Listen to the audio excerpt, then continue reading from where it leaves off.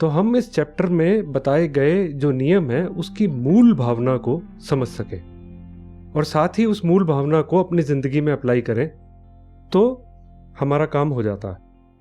यह chapter simple शब्दों में देखें तो यह कहता है कि इस दुनिया में कोई भी अपने आप को गलत नहीं मानता, वो चाहे कोई ऐसा इंसान हो जिसने मर्डर ही क्यों ना किया हो।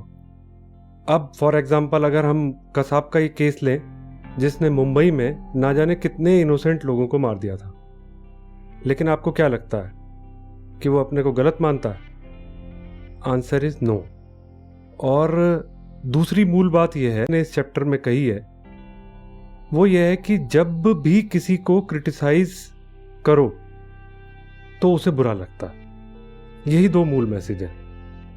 दरअसल हम अगर do not criticise, condemn and complain का हिंदी में अगर मीनिंग देखें तो क्या मतलब होता है इसका मतलब होता है कि किसी की बुराई ना करना, किसी की भावनाओं को ठेस ना पहुंचाना, किसी की बेइज्जती ना करना, कड़वे शब्द ना कहना, किसी को कोसना नहीं, या नटशेल में देखें तो शिकायती भाव ना होना। तो जैसा मैंने आपको बोला कि जो दो मूल मैसेज इस चैप्टर के अंदर है उसमें नंबर 1 है कि कोई अपने को गलत नहीं मानता, और दूसरा मैसेज है कि जब भी किसी को क्रिटिसाइज करो उसे बुरा लगता है। अब अगर आप इसको अपनी जिंदगी से जोड़कर देखो और अपने जिंदगी के शुरू से एनालिसिस करो, बचपन से देखो आप अपने आप को कि कितनी बार आज तक आपको क्रिटिसाइज किया गया। बचपन में माँ बाप ने कितनी बार आपको टोका, रोका, डांटा, पीटा, कोसा, कितनी बार आपको बताया होगा कि तुम किसी काम के नहीं हो, गधे हो, इडियट हो, तुम्हारा इस जिंदगी में कुछ नहीं हो सकता। आई एम श्योर ये बातें आप सब लोगों के साथ हुई होंगी। याद करो चाहे उस वक्त को जब आपके माँ बाप, भाई बहन, चाचा, ताऊ या जिसने भी, किसी ने भी आज तक आपको कभी क्रिटिसाइज किया हो, याद करो उस वक्त को और महसूस करो कि उस वक्त आपको कैसा लगता था। बुरा लगता था ना?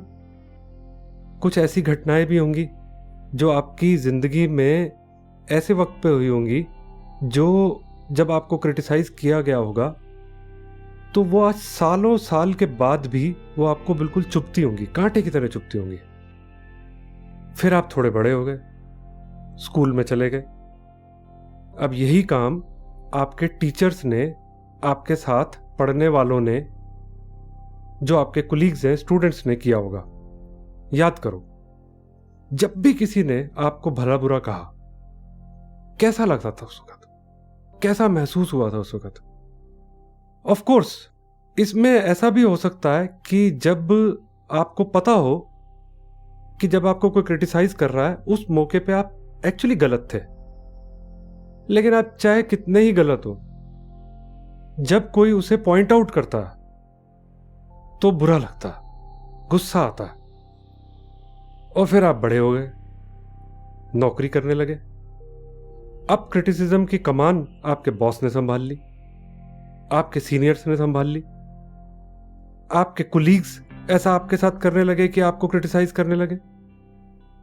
क्लाइंट्स तो इस मसले के अंदर कभी पीछे रहते ही नहीं है, क्लाइंट्स तो इस सिलसिले को आगे चलाते ही रहते हैं और वो उसको अपना, आपको क्रिटिसाइज करना अपना जन्मसिद्ध अधिकार मानते हैं। और अगर आपकी शादी हो गई है तो आपकी पत्नी भी इस टोली में शामिल हो गई। आइडेंटिफाई कर सकते हो ना कैसा लगता है जब आपको कोई क्रिटिसाइज करता है, जब सारी दुनिया सिर्फ आपके पीछे पड़ी हो, कोई आपको चैन से नहीं जीने देता। और अगर आप ये बात सुनकर ये सोच रहे हो कि आप कितने बड़े विक्टिम हो, तो जरा फिर से एक बार अपनी तरफ देखो कि आप क्या कर रहे हो। कहीं ऐसा तो नहीं है कि एक तरफ तो लोग आपको क्रिटिसाइज कर रहे हैं, दूसरी तरफ यही काम आप दूसरों के साथ कर रहे हो। क्या यह सच नहीं है कि आप भी ऐसा कोई मौका नहीं छोड़ते जब आपको कोई क्रिटिसिज्म करने का मौका मिले तो आप फट से क्रिटिसाइज कर डालते हो? क्या यह नहीं होता कि आपकी मदर या आपकी वाइफ आपका हर दिन अच्छा आपको खाना देती है, आपने उसकी कभी तारीफ नहीं की। और अगर एक दिन ऐसा आ गया जिस दिन खाना आपको अच्छा नहीं मिला, खाने में नमक नहीं था या खाने के अंदर कोई और कमी थी, टाइम से नहीं मिला, तो क्या करते हो आप? बॉस वही करते हो जो आपका बॉस आपके साथ करता है, वही आप अपने जूनियर्स के साथ करते हो। वो गलती से आपका जूनियर अगर कोई गलती कर दे तो बस लगे आप उसको कोसने, और अगर कोई ना मिले तो सरकार को कोसो, मौसम को कोसो, सिस्टम को कोसो, ट्रैफिक को कोसो, इंडियन क्रिकेट टीम को कोसो, फिल्मों को कोसो, शेयर बाजार को कोसो, पड़ोसी, रिश्तेदार, समाज। क्या कोई ऐसा है जो आपके इस निशाने से बचा हुआ है? और तो और भगवान भी आपके क्रिटिसिज्म से नहीं बच सकता। और अगर आप या आपके कोसने वाले काफी नहीं है तो और बड़े प्लेटफॉर्म पर चलते हैं। अखबार उठाओ, सारा अखबार भरा पड़ा है, न्यूज चैनल भरे पड़े हैं, जहां सिर्फ एक ही काम हो रहा है, एक दूसरे को कोसो, क्रिटिसाइज करो। क्या आप आइडेंटिफाई कर सकते हो कि मैं क्या कह रहा हूं? मैं यह कह रहा हूं कि क्रिटिसिज्म हमारे जीवन का एक बड़ा हिस्सा बना हुआ है। और याद करो प्रिंसिपल क्या कहता है? प्रिंसिपल कहता है नंबर 1 कि कोई अपने को गलत नहीं मानता। दूसरा, जिसे भी क्रिटिसाइज किया जाए उसे बुरा लगता।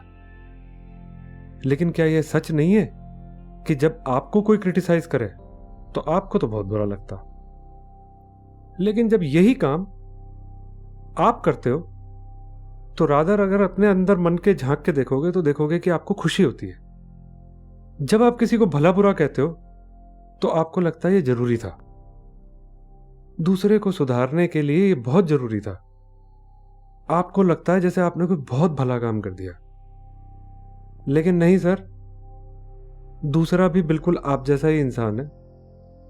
आप चाहे कितने ही सही क्यों ना हो, दूसरे को भी आपके कड़वे शब्द दुख पहुंचाते हैं, उसे बुरा लगता है। इस बात को गांठ बांध लो, criticism is bad, it hurts. वो बिल्कुल तीर की तरह लगता है। जब जब आप किसी को क्रिटिसाइज करते हो तब तब आपका और जिसे क्रिटिसाइज किया जा रहा है के संबंध आपस में वीक हो जाते हैं। अगर आप अच्छे संबंध बनाना, मजबूत संबंध बनाना चाहते हो तो आपको अपने मन के अंदर यह बात घोंट कर डाल लेनी चाहिए कि क्रिटिसिज्म नहीं करना।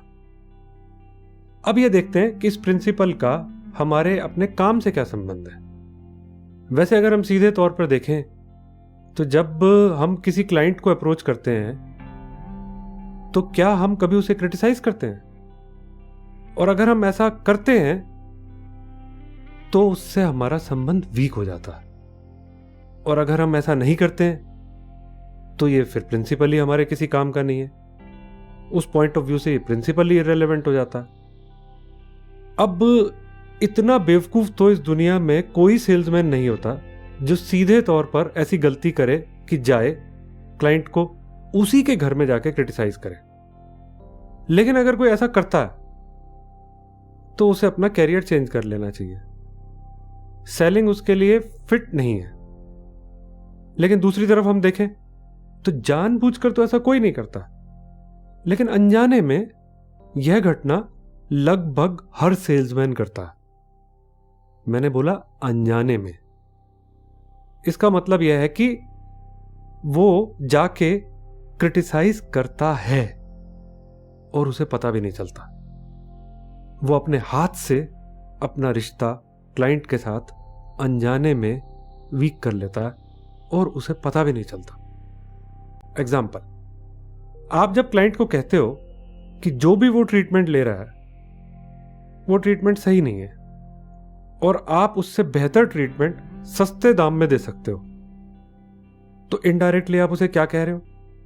कि वो स्टूपिड है, उसे आपसे कम अकल है और वह अपने सिस्टम को ठीक से मैनेज नहीं कर रहा, या उसकी जो चॉइस ऑफ कंपनी है वो गलत है, वो घटिया ट्रीटमेंट के ज्यादा पैसे दे रहा है।